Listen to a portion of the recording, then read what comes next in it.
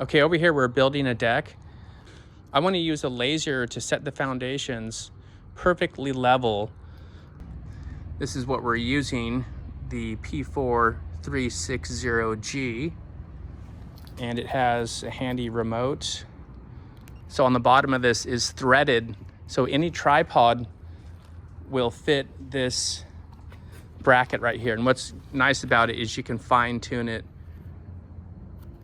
So watch, just loosen that a little bit and then go up in very small increments to the height that you need to be.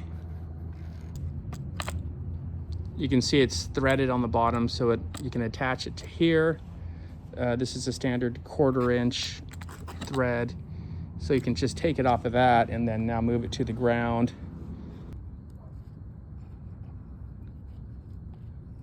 I'll look over here and just check as it goes up. So I'm raising it. So now I just want to let it settle. Let's go over and take a look. You can see the laser right along the edge. Right here is perfect. It's just hitting that lip. Over here it's the same, looking good. Each location can be marked.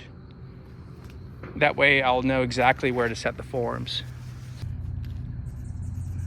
Go right over that. And I'll do circle.